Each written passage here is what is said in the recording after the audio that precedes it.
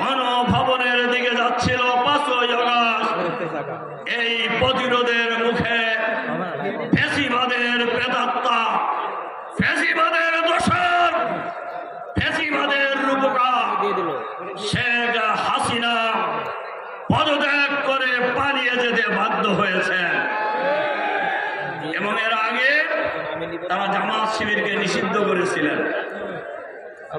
কিন্তু দাম্ভিকতা, অহংকার কোন সময় কারোর জন্য ভালো হয় নাই। রাসূল সাল্লাল্লাহু আলাইহি সাল্লাম বলছেন, ইত্তাকু যুলমা যুলমাতান ইয়াউমাল কিয়ামা, তোমরা জুলুম থেকে বিরত থাকো, কেননা জুলুম কিয়ামতের দিন অন্ধকার হয়ে আসবে। কিন্তু আল্লাহর মেহেরবানিতে কিয়ামতের আগেই তাদের জন্য অন্ধকার হয়ে গেছে। একজন বিচারপতি সাইদি সাহেবকে ফাঁসি দিয়ে এমনকি তার কোনো বংশধারা আলাদা নেই, সকলেই তার গোলাম, সকলেই তার বিনীত প্রজা। আল্লাহ তাআলার উলুহিয়তে, রুবুবিয়তে, আল্লাহ তাআলার কুদরতে কারো সামান্যতম কোনো অংশীদারিত্ব নেই। বাংলাদেশ জামাতে ইসলামী সেই আল্লাহকে একমাত্র মালিক হিসাবে কবুল করেছে। আমাদের অপরাধ, আমরা কেন বললাম যে সমস্ত ক্ষমতার মালিক একমাত্র আল্লাহ তাআলা, সার্বভৌমত্বের একমাত্র অধিকারী আল্লাহ। বিগত সরকার এই অপরাধে নির্বাচন কমিশন থেকে আমাদের নিবন্ধন কেড়ে নিয়েছে। তারা আল্লাহর সার্বভৌমত্ব মানে না, তারা মনে করেছিল নিজেই সার্বভৌম। সার্বভৌম মানে সর্বময় ক্ষমতার মালিক। তো এত ক্ষমতার মালিক তো দেশ ছেড়ে পালালেন কেন? সেই ক্ষমতার দাপটে কিয়ামত পর্যন্ত টিকে থাকার চেষ্টা করতে। অতএব আপনাদের কল্যাণ, আপনাদের পরাজয় এটা প্রমাণ করেছে সর্বময় ক্ষমতার মালিক একমাত্র আল্লাহ রাব্বুল আলামিন। ঠিক, এও আমার কথা নয়, এটাও আল্লাহ তাআলার কথা। ক্ষমতা দেওয়ারও মালিক আল্লাহ, নেওয়ারও মালিক আল্লাহ। ইজ্জত দেওয়ারও মালিক আল্লাহ, আবার ইজ্জত কেড়ে নেওয়ার মালিক আল্লাহ। আল্লাহ তাআলার ভাষায় কুলিল্লাহুম্মা মালিকাল মুলকি তুতিল মুলকা মান তাশা ওয়া তানজিউল মুলকা মিম্মান তাশা ওয়া তুইজ্জু মান তাশা ওয়া তুযিল্লু মান তাশা বিয়াদিকাল খায়র ইন্নাকা আলা কুল্লি শাইইন কাদির। সমস্ত মুলকিয়ত বাদশাহের মালিক কে? সে মহান আল্লাহ বলছেন, দুনিয়ার বিভিন্ন অংশে, খণ্ডে, জায়গায় আমি ছোট ছোট এখতিয়ার দিয়ে থাকি, ছোট ছোট মুলকিয়ত দিয়ে থাকি, যেন মানুষ সেখানে মানুষের উপর ইনসাফ কায়েম করে। আল্লাহু ইয়া'মুরুকুম বিল আদলি ওয়াল ইহসান, আল্লাহ তোমাদেরকে নির্দেশ দিচ্ছেন তোমরা যেন ন্যায় বিচার প্রতিষ্ঠা করো, আর মানুষের প্রতি তোমরা যেন সম্মান দেখাও, ইহসান করো। যারা ন্যায় বিচারের উপরে থাকবে, মানুষকে সম্মান করবে, মানুষকে মানুষ হিসাবে গণ্য করবে, আল্লাহ তাদের ইজ্জত বাড়ায় দেবে। আর যারা সমাজে জুলুম এবং অবিচারের প্রচলন করবে, মানুষকে বেইজ্জত করবে, বিশেষ করে সম্মানিত মানুষকে অপমান করবে, আল্লাহ তাদের সম্মান এবং রাজত্ব দুটাই কেড়ে নেয়। আল্লাহ বলছেন, ক্ষমতা আমি দেই, ক্ষমতা আমি কেড়ে নেই, ইজ্জত আমি দেই, ইজ্জত আমি কেড়ে নেই, এবং সকল ব্যাপারে ইন্নাকা আলা কুল্লি শাইইন কাদির, তোমাদের জন্য আল্লাহই হচ্ছেন সমস্ত ক্ষমতার মালিক। কুদরত তার হাতে, শক্তি তার হাতে। আমরা আল্লাহর শক্তিতে বলিয়ান একটি জাতি গঠন করতে চাই ইনশাআল্লাহ। যেই জাতি আল্লাহ তাআলার শক্তির আলোকে আলোকিত হবে, সেই জাতি হবে সাহসী জাতি, বীরের জাতি। সেই জাতি আল্লাহ ছাড়া আর কারো কাছে মাথা নত করবে না। আলহামদুলিল্লাহ, মুমিনরা দুনিয়ায় কোথাও আল্লাহ ছাড়া কারো কাছে মাথা নত করে নাই। এই করেনি বলেই গত 15.5 বছর বিশেষ করে আলিম উলামা, মুমিন মুমিনা, হুফাজ, আইতাম, এদের উপর বিগত সরকার তাণ্ডব চালিয়েছে। শুধু জামাতে ইসলামী না, হ্যাঁ, জামাতে ইসলামের 2 জন আমির সহ, 1 জন সেক্রেটারি জেনারেল সহ, 3 জন নায়েবে আমির সহ, 2 জন অ্যাসিস্ট্যান্ট সেক্রেটারি জেনারেল এবং 1 জন নির্বাহী পরিষদ সদস্য সহ 11 জন দায়িত্বশীল নেতাকে আমাদের বুক থেকে কেড়ে নিয়েছে। অন্যায়ের প্রতিবাদ যারা করেছে, শত শত আমাদের সহকর্মীকে তারা খুন করেছে, অসংখ্য ভাই বোনকে গুম করেছে, পঙ্গু করেছে, আহত করেছে, তাদের চাকরি কেড়ে নিয়েছে, ভিটামাটি থেকে উচ্ছেদ করেছে, তাদের ব্যবসা তছনছ করে দিয়েছে, কাউকে দেশেও থাকতে দেয়নি। হাজারো মামলায় লাখো সহকর্মী ভাই বোনদেরকে দফায় দফায় জেলে দিয়েছে। আমি একটু দেখতে চাই আজকে এখানে যারা হাজির, যারা কমপক্ষে একবার স্বৈরাচারিণী হাসিনার সময় জেলে গিয়েছেন, তারা একটু হাত তুলেন। আমার কথা আপনারা বুঝেছেন?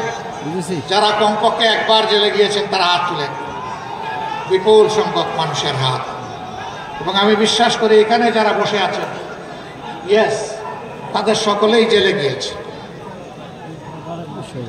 তারা কি চুরি করেছিলেন, রাহাজারি করেছেন, মানুষ খুন করেছেন, গুপ্ত হত্যা করেছেন, গুম করেছেন, নারীর শ্লীলতাহানি করেছেন?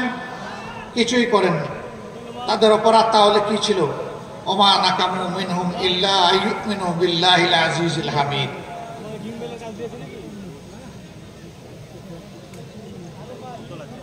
তৌহিদবাদী একদল মানুষ আরবের নাজরানি ছিল। মুশরিকরা তাদেরকে আগুনে গর্তে নিক্ষেপ করে হত্যা করেছিল। যাদেরকে হত্যা করেছিল তাদেরকে বলা হয় আসহাবুল উখদুদ। আল্লাহ তাআলা সেই গর্তগুলো আমার দেখার সুযোগ করে দিয়েছিলেন। 1000 বছর আগের স্মৃতি এখনো সেই এলাকা বহন করে চলছে। সেখানে গিয়ে দেখলাম যাদেরকে হত্যা করা ছিল পুড়িয়ে, তাদের শরীরের হাড়গুলো এখনো বিভিন্ন অংশে ছড়াই আছে। আল্লাহ তাআলা তাদের ব্যাপারে এই আয়াতটি নাযিল করেছিলেন। স্বৈর শাসক তাদেরকে বলেছিল, এক আল্লাহ মানলে চলবে না, অমুককে অমুককে আল্লাহ মানতে হবে, ইলা মানতে হবে। তারা বলেছিল, না, আমরা আল্লাহ এবং ইলা একজনই মানব, দ্বিতীয় কাউকে স্বীকার করব না। এই জন্যই তাদের উপরে ঝাল মিটিয়েছিল। যারা মিটিয়েছিল ইতিহাসে তারা নিশ্চিহ্ন হয়ে গিয়েছে, অপদস্থ হয়ে। যাদেরকে আগুনে ফেলে হত্যা করেছিল আল্লাহ তাদেরকে কবুল করেছেন শহীদ হিসাবে। বাংলাদেশেও যাদেরকে খুন করা হয়েছে শুধু আল্লাহর জন্য, আল্লাহর দিনের জন্য, হক কথা বলার জন্য, মানুষের কল্যাণে কাজ করার জন্য, মহান মওলার দরবারে আরজ হে রাব্বুল আলামিন, তুমি তাদেরকে মর্যাদাবান শহীদ হিসাবে কবুল। অনেকে জিন্দা শহীদ হয়ে আছে, হাত পা টুকরা টুকরা, 2টি নয়ন নষ্ট করে দিয়েছে, একটা চোখ ক্ষতিগ্রস্ত হয়েছে। আমাদের নেতৃবৃন্দকে ফাঁসির রশিতে ঝুলানো হয়েছে, বাকিদেরকে মৃত্যুর দিকে ঠেলে দেওয়া হয়েছে। আমরা এত ব্যতীত, আমরা আল্লাহর দরবারে শুকর গুজার করব যদি আমাদের বাগানের এই শ্রেষ্ঠ ফুলগুলোকে আল্লাহ তাআলা শহীদ হিসাবে কবুল করেন। হে আল্লাহ, তুমি তোমার জান্নাতের বাগানের ফুল হিসাবে এগুলোকে কবুল করো। শুধু জামাতে ইসলামী নয়, ইসলামের জন্য, মানবতার জন্য যারাই জীবন দিয়েছেন আল্লাহ যেন তাদের সকলকে শহীদ হিসাবে কবুল করেন। আর আহত হয়ে, পঙ্গু হয়ে, এই কষ্টের জীবন নিয়ে যারা বেঁচে আছেন, মহান রবের দরবারে আরজ করে রাব্বুল আলামিন তোমার কুদরতের প্রশান্তির হাতটা তাদের সিনার উপরে বুলাইয়ে দাও, তাদেরকে সবরে জামিলা দাও। সর্বশেষ 15.5 বছর একটানা খুন গুমের সংস্কৃতি চালিয়ে ওদের পিপাসা নিবারণ হয়নি। শেষ পর্যন্ত 24-এর 1 জুলাই থেকে 5ই আগস্ট এই সময়টা সারা বাংলাদেশে এরা মহাতাণ্ডব চালিয়েছে। কি বলেছিল আমাদের কলিজার টুকরা সন্তানেরা? কি এমন ছিল তাদের দাবি? তারা তো কারো গদি নিয়ে টান দেয়নি, তারা তাদের একটা ন্যায্য ছোট্ট দাবি নিয়ে রাস্তায় নেমেছিল। তারা বলেছিল কোটা রাখেন, কিন্তু সেইটাকে যুক্তিসঙ্গত করে সংস্কার করে। সহ্য করল না, তাদের বিরুদ্ধে গুন্ডা বাহিনী মুগর বাহিনীকে লেলিয়ে দিল। এই মুগর বাহিনী বিশ্ববিদ্যালয়গুলোতে ঢুকে ছেলেদেরকে তো পিটালই, আমাদের কলেজের টুকরা মেয়েগুলোকেও পিটালো।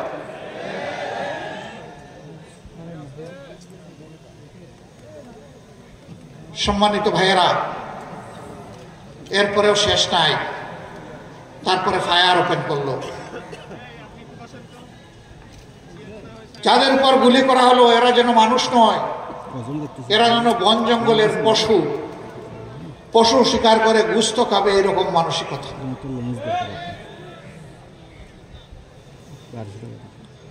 কতজন আদম সন্তানকে দুনিয়া থেকে বিদায় করা হয়েছে সঠিক হিসাব দুনিয়ার কেউ দিতে পারবে না। আমরা যেখানেই একজন শহীদের খবর পেয়েছি চেষ্টা করেছি তাদের প্রিয় পরিবারের কাছে ছুটে যেতে, সান্ত্বনা দিতে, দুঃখের অংশীদার হতে, তাদের কাছ থেকে দোয়া চাইতে। কারণ তারা পরম সৌভাগ্যবান, জাতিকে মুক্তির সংগ্রামে তার সন্তান, তার ছেলে, তার ভাই, তার স্বামী, তার পিতা নেতৃত্ব দিয়ে দুনিয়া থেকে বিদায় নিয়েছেন। তারা আমাদের কাছে জাতীয় সম্পদ, পরম সম্মানের পাত্র। কিন্তু আমরা সবার কাছে যেতে পারিনি, কারণ সবার খোঁজ আমরা পাইনি। আপনারা দেখেছেন আন্দোলনের শেষ দিনগুলোতে ইন্টারনেট বন্ধ করে দিয়ে সব কিছু অন্ধকারে রেখে অনেক লাশ গুম করা হয়েছে। স্তূপে স্তূপে লাশ ট্রাকের উপর ছুঁড়ে মারা হয়েছে, তারপরে পেট্রোল ছিটিয়ে আগুন দিয়ে লাশগুলাকে ছাই বানায় ফেলা হয়েছে। এখনো বহু জায়গায় যায়, কাঁদো কাঁদো চোখ নিয়ে, চোখের ফুটা ফুটা পানি নিয়ে ওনাকে হাজির হয়ে বলে, বাবা আমার সন্তানটার কোনো খবর পেলাম, অন্তত তার কবরের খবরটা পেলে মনে একটু সান্ত্বনা পেতাম যে আমার সন্তানটা অমুক জায়গায় ঘুমিয়ে আছে। আপনারা কি কোনো খবর জানেন? বলুন, এই মানুষগুলোকে কি সান্ত্বনা আমরা দিতে পারি? আমাদের কাছে সান্ত্বনা দেওয়ার মতো কোনো ভাষা থাকে না। আমরা সব ভাষা হারিয়ে ফেলি, তাদের সাথে আমাদের চোখ থেকেও তখন পানি ঝরে। আপনাদের এই শহরেরই গুলিপাড়ার একটা ছেলে, ওর নাম মিনারুল, গরিব পরিবারের সন্তান, বয়স কত হবে, 20-22 হবে। নারায়ণগঞ্জের একটা গার্মেন্টসে চাকরি করত। তার দুটো ভাই কষ্ট করে রিক্সা চালিয়ে সংসার চালায়। এই ছেলেটা আন্দোলনের সময় বাড়িতে এসেছে। সে রাস্তায় নেমেছিল আন্দোলনকারী মানুষগুলোকে একটু পানি পান করাবে। কঠিন গরমের সময় একদিকে আগুন ভরা বুলেট আসতেছে, আরেকদিকে সূর্যের তাপ। হাতে কলসি নিয়ে, গ্লাস নিয়ে গিয়েছিল মানুষকে পানি। যখন কলসির পানি শেষ হয়ে গেল, কলসি ফেলে দিয়ে সেও আন্দোলনে শরিক হয়ে গেল। জালিমের বুলেট এসে তাকে এফুড় উফুড়ি করে দুনিয়াতে নিয়ে গেল। রাজশাহীতে এসেছিলাম তার পরিবারকে দেখতে।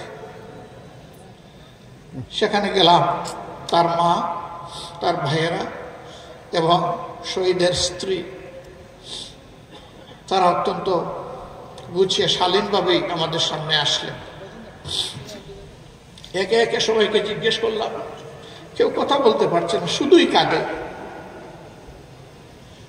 এই যুবতী মেয়েটাকে যখন জিজ্ঞেস করলাম, মা রে তুমি কেমন আছো, মেয়েটি জবাব দিলে, আলহামদুলিল্লাহ ভালো আছে। কিন্তু এই কিন্তু বলে কথা তার বন্ধ হয়ে গেল, আর কিছু বলতে পারে না। বেশ কিছুক্ষণ পরে আবার জবান ফুটিয়ে কেঁদে কেঁদে বলল, আমি তো 6 মাসের সন্তান, আমার গর্বের সন্তানের কি হবে? ও যখন দুনিয়ায় আসবে, মুখে যখন কথা ফুটবে, তখন বাবা ডাকবে কার? সম্মানিত ভাইরা, এ মেয়েটাকে কি সান্ত্বনা দেওয়া যায় বলুন? তার প্রথম প্রশ্নের জবাব এইভাবে দেওয়ার চেষ্টা করেছি, মা, এখন থেকে তুমি এবং তোমার এই পরিবারের লোকগুলো আমাদের পরিবারের সদস্য।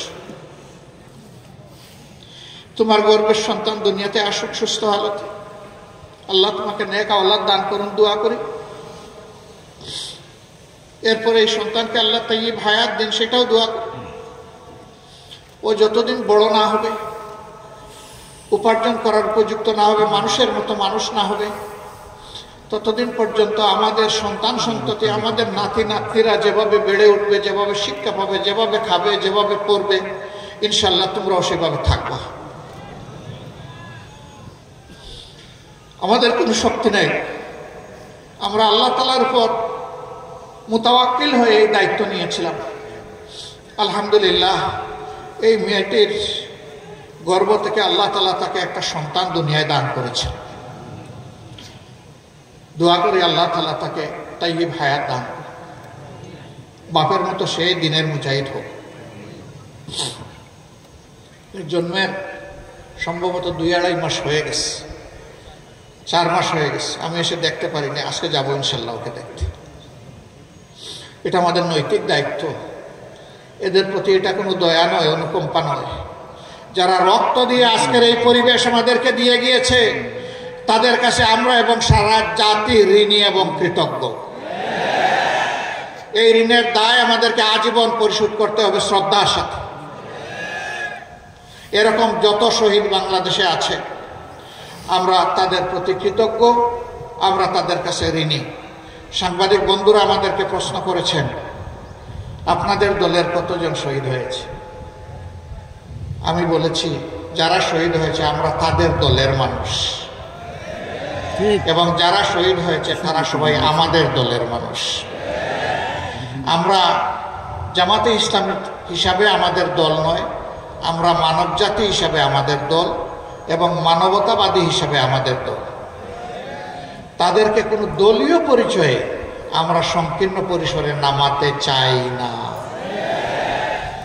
তারা আমাদের জাতীয় সম্পদ, জাতীয় বীর। তাদেরকে মাথার উপরে শ্রদ্ধায় আমরা তুলে রাখতে চাই। তারা তো গেলেন, আত্মীয় স্বজন একটা সান্ত্বনা পেলেন, কিন্তু যারা পঙ্গু হয়ে বেঁচে আছে, সাভারের, মিরপুরের সিআরপিতে যারা আছে, বিভিন্ন হাসপাতালে যারা আছে, মেরুদণ্ড গুলিবিদ্ধ হয়ে, যাদের কারো 2টি পা, কারো 4টি পা অবশ হয়ে বিছনা থেকে উঠতে পারে না, বসতে পারে না, নিজের হাতে অনেকে তুলে খাবারটা খেতে পারে না। আল্লাহ তাআলা, ও প্রভু, তুমি এই জিন্দা শহীদগুলোকে কবুল করো। এদের জন্য উপকারী বন্ধু তুমি নিয়োগ করে দাও। বাকি জীবন কোনো না কোনো মানুষের উপর তাদের নির্ভর করতে হবে। মানুষের অন্তরে তাদের প্রতি শ্রদ্ধা এবং ভালোবাসা আল্লাহ তুমি পয়দা করে দাও।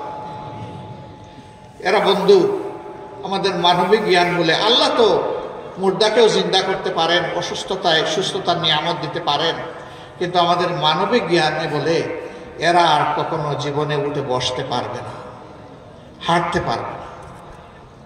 আবার আমাদের কলিজার টুকরা বুকের সন্তান, গুলি করে অনেকের 2টা চোখ বন্ধ করে ফেলা হয়েছে, দেখে না।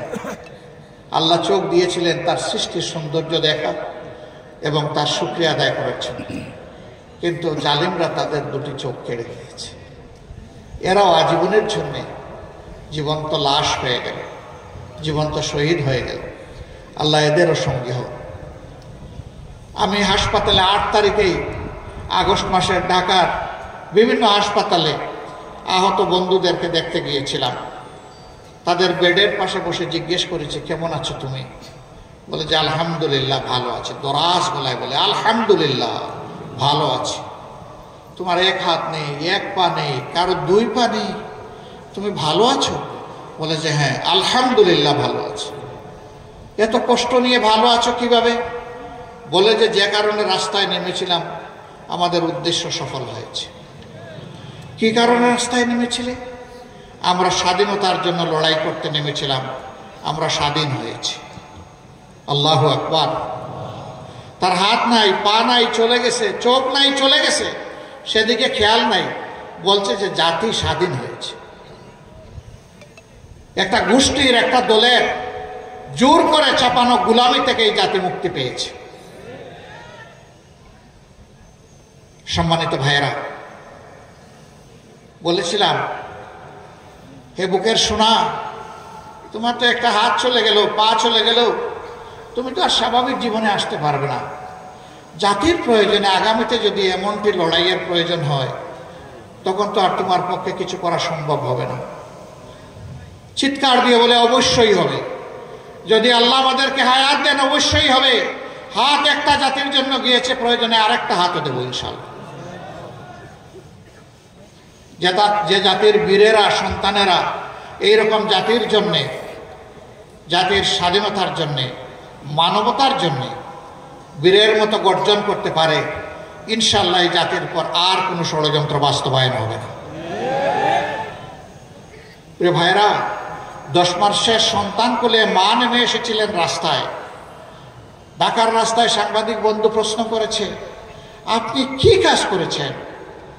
এই অবুঝ শিশুকে কোলে নিয়ে আপনি রাস্তায় এসেছেন, মুহুর্মুহু গুলি চলতেছে, একের পর এক শহীদ হয়ে যাচ্ছে, পঙ্গু হয়ে যাচ্ছে, রক্তের বন্যায় রাজপথ ভেসে যাচ্ছে, আপনি কেন ওই অবুঝ শিশুকে নিয়ে রাস্তায় নেমে আসলেন? আমার এই মা জবাব দিয়েছিলেন, শিশু এই কুলে যেটা দেখছেন এইটাই আমার একমাত্র শিশু নয়। আজকে বাংলাদেশের রাস্তায় 56,000 বর্গ মাইলে যতগুলা যুবক যুবতী নেমেছে, সে সবগুলা আমার শিশু, আমার সন্তান। আমি ওই সন্তানদের সাথে সংহতি, একাত্মতা প্রকাশ করার জন্য রাস্তায় এসেছি। আল্লাহু আকবার।